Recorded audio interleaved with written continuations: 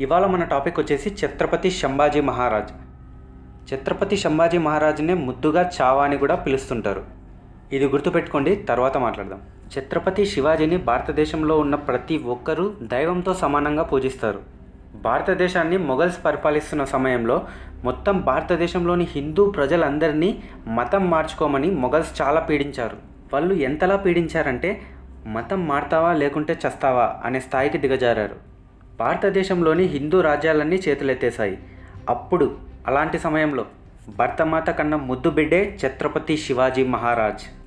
తన దేశంలో జరుగుతున్నటువంటి అన్యాయాల్ని, మత మార్పిల్ని తట్టుకోలేకపోయినటువంటి ఛత్రపతి శివాజీ ఒక్కసారిగా సింహంలా విరుచుకుపడ్డాడు. అటువంటి సింహానికి పుట్టినటువంటి పిల్లే ఈ చావా. చావా అంటే సింహం యొక్క పిల్ల అని అర్థం. ఇప్పుడు అర్థమైంది కదా, శివాజీ యొక్క పిల్లనే ఈ సంభాజీ. ఛత్రపతి శివాజీ గారికి అలాగే సాయిబాయి గారికి పుట్టిన వ్యక్తే ఈ ఛత్రపతి సంభాజీ. అలాగే శివాజీ గారికి సూర్యాబాయికి పుట్టిన వ్యక్తి రాజారాం. వీరు వచ్చేసి రాజా బౌన్స్లే వంశానికి చెందినవారు. సంభాజీ మహారాజ్ గారు 1657 మే 14వ తేదీన జన్మించారు. సంభాజీ మహారాజ్ కేవలం 31 సంవత్సరాలు మాత్రమే బతికాడు. కానీ ఇప్పటికే మనం ఛత్రపతి సంభాజీ గురించి మాట్లాడుతున్నామంటే తను ఎంత గొప్ప కీర్తిని సాధించాడో మనం అందరం తెలుసుకోవాల్సిన విషయం. ఇవాళకి భారతదేశంలోని ప్రజలందరూ హిందూ ధర్మాన్ని ఆచరిస్తున్నారంటే దానికి కారణం కొంతమంది వ్యక్తులే. వారిలో హిందూ సామ్రాజ్యాన్ని స్థాపించినటువంటి హిందువుల యొక్క హృదయ సామ్రాట్ ఛత్రపతి శివాజీ మహారాజ్, అలాగే తన కుమారుడైనటువంటి ఛత్రపతి సంభాజీ మహారాజ్, ఇలా చాలామంది రాజులే ఉన్నారు. ఛత్రపతి సంభాజీ మహారాజ్ భారతదేశంలోని ప్రస్తుతం మహారాష్ట్ర రాష్ట్రంలోని పూణే దగ్గరలో ఉన్నటువంటి పురందర్ ఫోర్ట్లో జన్మించాడు. ఇతడు మే 14న 1657వ సంవత్సరంలో జన్మించాడు. ఛత్రపతి సంభాజీ మహారాజ్ చిన్నప్పటి నుంచే తన తండ్రి అయినటువంటి శివాజీ గారి దగ్గర పెరిగాడు. సంభాజీని శివాజీ తల్లి అయినటువంటి జిజియాబాయి చూసుకుంటుంది. సంభాజీ గారు తన తండ్రి అడుగుజాడల్లోనే నడిచేవారు. సంభాజీ గారు తన తండ్రి ఎలా యుద్ధం చేసేవాడో చిన్నప్పటి నుంచే గమనిస్తూ ఉండేవాడు. తన తండ్రి తన సామ్రాజ్యంలోని హిందువుల్ని, ముస్లింలని తేడా లేకుండా అందరినీ చాలా బాగా చూసుకునేవాడని సంభాజీ తెలుసుకున్నాడు. ఒకసారి ఏం జరిగిందంటే ద బ్యాటిల్ ఆఫ్ పురందర్ 1665లో ఈ యుద్ధం జరిగింది. ఈ యుద్ధం మొఘల్స్కి మరియు మరాఠాల మధ్య జరిగింది. అప్పుడే ఆ పురందర్ యొక్క శాంతి ఒప్పందం జరిగింది. ఆ శాంతి ఒప్పందం ప్రకారం 1666 12వ తేదీన మే నెల అప్పుడు ఔరంగజేబు శివాజీని, సంభాజీని ఆగ్రా కోటకు రమ్మని కబురు పంపాడు శాంతి ఒప్పందం కోసం. కానీ శివాజీకి మాత్రం ఎక్కడో తేడా కొడుతుంది. అయినా సరే తన కొడుకైనటువంటి సంభాజీని తీసుకొని వెళ్ళాడు. శివాజీ అనుకున్న విధంగానే ఔరంగజేబు ఇద్దరిని అక్కడే బందీగా చేసేశాడు. అక్కడి నుండి ఎలాగైనా సరే ఛత్రపతి శివాజీ తన కొడుకుని తీసుకొని బయటపడాలని అనుకున్నాడు.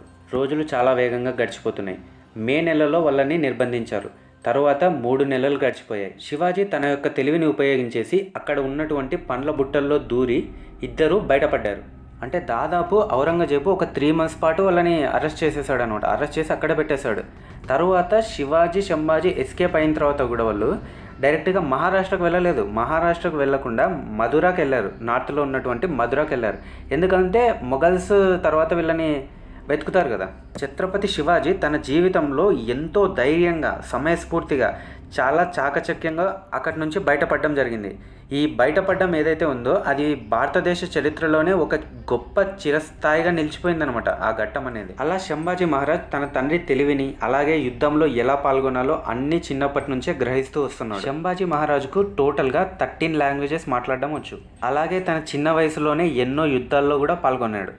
అలాగే సంభాజీ గారు ఒకసారి స్త్రీల విషయంలో తప్పుగా ప్రవర్తించాడని శివాజీ మహారాజ్ గారు 1678లో పన్హా కోటలో ఒకసారి బంధించారు. శివాజీ గారు తన సామ్రాజ్యాన్ని విస్తరించడం కోసం ఇంకా దక్షిణ భాగానికి వెళ్ళాడు. అంతలో సంభాజీ గారు పన్హా కోటలో నుంచి తప్పించుకున్నారు. శివాజీ తిరిగి వచ్చిన తర్వాత మళ్ళీ సజ్జన్గఢ్లో తన కొడుకైనటువంటి సంభాజీని మళ్ళీ నిర్బంధించారు. సంభాజీ గారు అక్కడి నుంచి కూడా తప్పించుకొని దిలేర్ ఖాన్తో డిసెంబర్ 13 అదే సంవత్సరం 1678లో తనతో చేతులు కలిపి అక్కడి నుంచి పారిపోయాడు. అక్కడి నుంచి ఔరంగజేబ్ సైన్యంలో చేరాడు. అక్కడే ఔరంగజేబ్ దగ్గర తను కమాండర్గా కూడా ఎదిగాడు. అక్కడ సంభాజీ గారికి ఔరంగజేబ్ యొక్క ప్రవర్తన నచ్చట్లేదు. ఔరంగజేబ్ మతం పేరుతో మనుషుల్ని పీడిస్తున్నాడని అక్కడి నుంచి మళ్ళీ తిరిగి తన తండ్రి దగ్గరికే చేరుకున్నాడు. అక్కడ ఔరంగజేబ్ని చూసినటువంటి సంభాజీకి తన తండ్రి యొక్క గొప్పతనం ఏమిటో తెలిసింది. తన తండ్రిని ఎందుకు ప్రజలు దేవుడిలా చూస్తారో కూడా తను అర్థం చేసుకున్నాడు.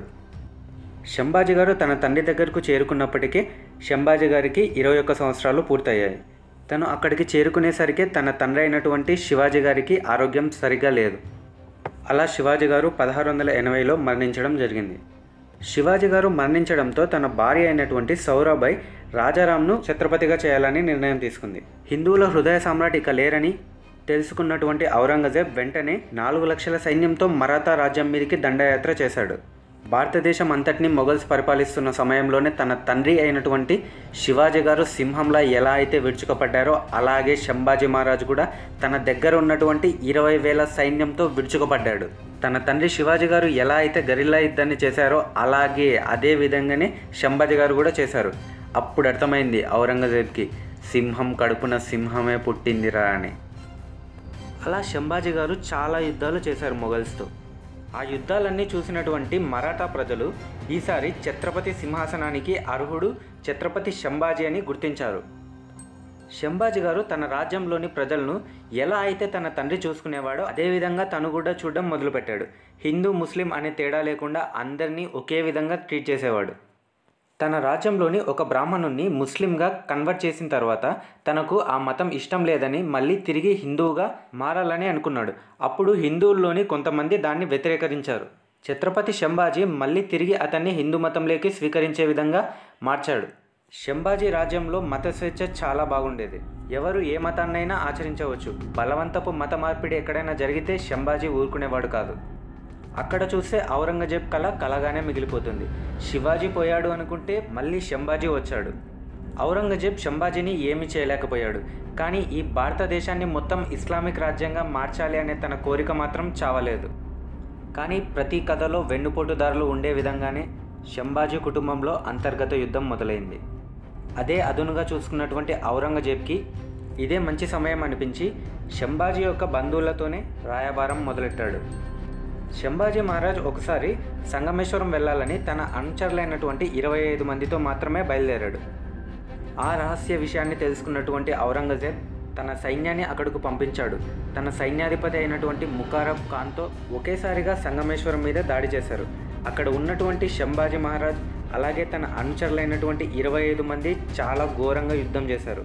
కానీ చివరికి మాత్రం సంభాజీ అలాగే అతని స్నేహితుడైనటువంటి కవి కైలాష్ మాత్రమే పట్టుబడ్డారు. మిగతా వారందరూ తన ప్రాణాల్ని కోల్పోయారు. ఒక సింహానికి సంకెళ్ళేస్తే అది ఎలా విరుచుకుపడుతుందో అలా విరుచుకుపడ్డాడు సంభాజీ మహారాజ్. అది చూసినటువంటి ముకారబ్ ఖాన్కు చాలా ఆశ్చర్యం వేసింది. కానీ ముకారబ్ ఖాన్ ఔరంగజేబ్ ఆజ్ఞ ప్రకారం వారిద్దరిని ప్రాణాలతో ఔరంగజేబ్ ఉన్న ప్రాంతానికి తీసుకెళ్లారు. అక్కడ సంభాజీ బట్టలను చింపేసి తనని ఎంత ఘోరంగా చిత్రహింసలు పెట్టారంటే అంత ఘోరంగా హింసించారు. కానీ సంభాజీ కళ్ళల్లో మాత్రం బెదురే కనపడలేదు. తీరా అక్కడకు ఔరంగజేబ్ చేరుకున్నాడు. ఔరంగజేబ్ సంభాజీకి 3 కండిషన్లు పెట్టాడు. 1, ఔరంగజేబ్ మాత్రమే ఈ భారతదేశానికి షహన్షాని ఒప్పుకోవాలి. 2, మీ దగ్గర ఉన్నటువంటి బంగారం మొత్తాన్ని మొఘల్ సామ్రాజ్యానికి అప్పగించాలి. 3, నువ్వు నీ హిందూ మతాన్ని వదిలి ఇస్లాంను స్వీకరించాలి. అలా అయితేనే నిన్ను ప్రాణాలతో విడిచిపెడతాను అని ఔరంగజేబ్ సంభాజీతో అంటాడు. ఔరంగజేబ్ మాటలకు బదులుగా సంభాజీ మహారాజ్, నేను నిన్ను ఒక్కటే అడుగుతున్నాను, నువ్వు మా మరాఠాలతో కలిసిపో, నువ్వు నీ మతం మార్చుకోవాల్సిన పని కూడా లేదు అని ఔరంగజేబ్తో చెప్తాడు. ఆ మాటలు విన్న ఔరంగజేబ్కు చాలా కోపం వచ్చింది.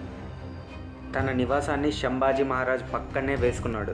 తన సైనికుల్ని పిలిచి సంభాజీని ఎంత చిత్రహింసలకి గురి చేయాలనో అంత చిత్రహింసలకి గురి చేయాలి అని చెప్తారు. సంభాజీ మహారాజ్ని నానా చిత్రహింసలు పెడతారు. తన కళ్ళు పీకేసి చర్మాన్ని ఒలిచేసి తరువాత తనని గాడిద మీద కూడా ఊరేగిస్తారు. అయినా సరే సంభాజీ మహారాజ్ మాత్రం జగదంబ జగదంబ అంటూ అమ్మవారిని తలుచుకుంటూనే ఉన్నాడు.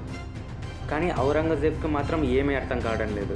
ఇంత చిత్రహింసలు పెడుతున్నా సరే జగదంబ అని అంటున్నాడంటే వీడి ధైర్యం ఏమిటో నాకు అర్థం కావడం లేదు అని అక్కడే ఉన్నటువంటి సైన్యాన్ని పిలిచేసి తన నాలుకను కోసేపిస్తాడు.